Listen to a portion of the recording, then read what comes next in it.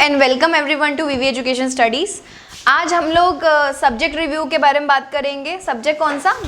Managerial economics. ठीक है, MBA semester 1 में आप लोगों को एक सब्जेक्ट है मैनेजरियल इकोनॉमिक्स, जो आप लोग पढ़ोगे एक मैनेजर के पॉइंट ऑफ व्यू से कि एक मैनेजर को इकोनॉमी के बारे में क्या क्या चीज़ें पता होनी चाहिए। ठीक है, इकोनॉमिक्स एक ऐसा सब्जेक्ट है जो सब लोगों को ऐसा लगता है कि हमें इकोनॉमी से क्या फ़र्क पड़ेगा, ठीक है, या हमें इकोनॉमी कैसे अफेक्ट कर सकती है। लेकिन अगर मैं बात करूं बिजनेस की, अगर मैं बात करूं सिंगल इंडिविजुअल की, तो हर एक को इकोनॉमी से कुछ ना कुछ फ़र्क पड़ता ही है, भले डायरेक्टली भले इनडायरेक्टली। लेकिन हम लोग यहाँ पे मैनेजमेंट के पॉइंट ऑफ व्यू से अगर देखें तो जो बिजनेस फर्म्स होती हैं उनको बहुत ज़्यादा स्टडी करना पड़ता है इकोनॉमी को, क्योंकि कहीं ना कहीं उनके प्रोडक्ट का जो डिमांड है, उनका प्रोडक्ट का जो सप्लाई है, जो उनकी इनकम है, सारी चीज़ें इकोनॉमी से जुड़ी होती हैं। ठीक है, जैसे अब government is a part of economy. ठीक है, जो रूल्स एंड रेगुलेशंस फॉर्म करेंगे, टैक्सेशन पॉलिसी फॉर्म करेंगे, ये सारी चीज़ें जो है हमारे बिजनेस को अफेक्ट करेगी। जैसे GST आया था, it was part of economic development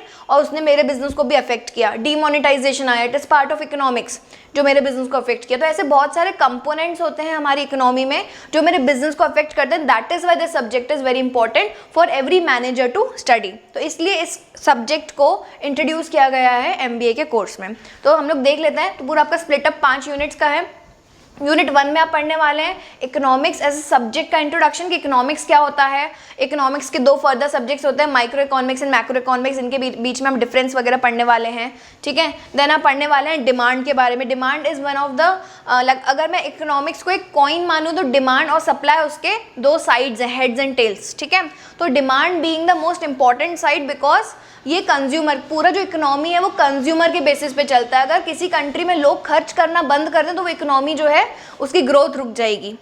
ठीक है, तो जो कंजम्पशन है वो वही हमारा डिमांड होता है। तो डिमांड के बारे में हम लोग बहुत ज़्यादा डिटेल में यहाँ पे बात करने वाले यूनिट नंबर 1 में। और ऐसे ही कंज्यूमर इक्विलिब्रियम में आपका टॉपिक होता है कि एक कंज्यूमर कितना सामान, कितना प्रोडक्ट, कितना गुड्स कंज्यूम करने पर हाईएस्ट लेवल ऑफ सेटिस्फैक्शन मिलेगा। तो वो पॉइंट कैसे हम लोग ढूंढते हैं किसी ग्राफ में, उसको हम बोलते हैं कंज्यूमर इक्विलिब्रियम। तो यहाँ पर हम लोग पूरा इंट्रोडक्शन देखने वाले हैं from the point of view of a consumer. ठीक है, तो डिमांड है वो भी कंज्यूमर करेगा, कंज्यूमर इक्विलिब्रियम में भी कंज्यूमर है।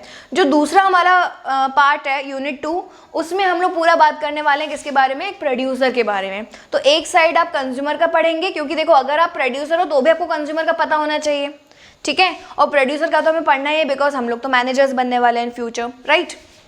तो यहाँ पर जो है हम लोग पहले कंज्यूमर्स के बारे में पढ़ने वाले हैं। देन यूनिट नंबर 2 में हमारा पूरा कॉस्ट के बारे में है कि हम लोग अपने बिजनेस में कॉस्टिंग किस तरीके से, टाइप्स ऑफ कॉस्ट क्या रहते हैं, total cost, average cost, variable cost, ये सारे कॉस्ट के बारे में डिटेल में हम लोग पढ़ने वाले हैं। Types of cost in their relation, और एक लॉ हम लोग पढ़ने वाले हैं। This is the most important law for production, law of variable proportion. ठीक है, Alfred Marshall the father of micro economics has given so many laws related to economics. तो वो सारे लॉज हम लोग यहाँ पर पढ़ने वाले हैं। जैसे यूनिट 1 में भी आप 2-3 लॉज पढ़ेंगे, law of consumer equilibrium, law of demand, law of diminishing marginal utility. ये सारे लॉज आपको यूनिट 1 में पढ़ने हैं। देन आपको और भी 2-3 लॉज पढ़ने हैं यूनिट 2 में, the basic the important one being law of variable proportion. Then moving on to unit number 3, उसमें अब आप पूरे मार्केट के बारे में पढ़ने वाले हैं। देखो आपने डिमांड पढ़ लिया, आपने सप्लाई पढ़ लिया, अब आप लोग एलिजिबल हो गए हैं पूरे मार्केट को एज अ होल पढ़ने के लिए। तो मार्केट में हम लोग क्या पढ़ने वाले हैं? मार्केट के जो बहुत सारे स्ट्रक्चर्स होते हैं, जैसे इसमें आप लोगों को पढ़ना है monopoly, oligopoly, perfect competition, imperfect competition, ठीक है, डुओपोली। तो ये सारे फॉर्म्स ऑफ बिजनेस होते हैं on the basis of countries. ठीक है, मतलब अगर मैं देखूँ तो मेरे कंट्री में कितने तरीके के बिजनेसेस होते हैं, उस तरीके के फॉर्म्स आपको पढ़ना है। पूरा मार्केट स्ट्रक्चर के बारे में पढ़ना है। तो demand, supply, market. And then in unit number 4 आप पढ़ने वाले national income. This is another, अब जो नेशनल इनकम है और जो मनी सप्लाई, ये दोनों आपके पार्ट है मैक्रो इकोनॉमिक्स के। मैंने आप लोगों को स्टार्टिंग में बताया था कि यूनिट 1 में आप टाइप्स ऑफ इकोनॉमिक्स पढ़ने वाले हो, माइक्रो एंड मैक्रो। तो ये जो पूरा पार्ट है आपका माइक्रो का पार्ट है, और जो ये दोनों यूनिट्स है वो आपका मैक्रो का पार्ट है। तो मैक्रो इकोनॉमिक्स, जब हम लोग इकोनॉमी एज अ होल की बात करते हैं तो वहाँ पर हमारे ये कॉन्सेप्ट्स आते हैं। And the concept is national income. एक साल में एक कंट्री के सारे लोग मिलकर कितना पैसा कमाते हैं, that is known as national income. तो यहाँ पर हम लोग नेशनल इनकम के बेसिक्स प्लस उसका कैलकुलेशन, उसके नेशनल इनकम को कैलकुलेट करने के we have 3 methods, income method, expenditure method and value added method. तो ये तीनों मेथड्स हम लोग यहाँ पर डिटेल में पढ़ने वाले हैं। Moving on to last unit आपका रहेगा मनी सप्लाई। इसमें हम लोग पूरा बैंकिंग स्ट्रक्चर इंडिया का पढ़ने वाले हैं। किस तरीके से RBI के पास कुछ पॉलिसीज होती है जिससे वो कंट्री में मनी सप्लाई को कंट्रोल करता है। दो तरीके की पॉलिसीज़ होती हैं, फिस्कल पॉलिसी और मॉनेटरी पॉलिसी। फिस्कल पॉलिसीज़ वो होती हैं जो गवर्नमेंट कवर करता है, जैसे गवर्नमेंट के पास राइट्स होती है कि वो टैक्सेशन पॉलिसी खुद से बना सकते हैं, तो वो सारी चीज़ें आ जाएंगी फिस्कल पॉलिसी के अंडर में।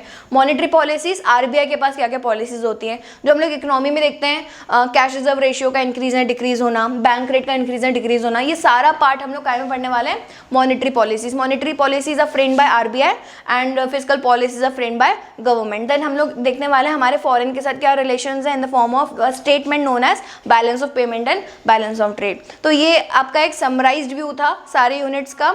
हम लोग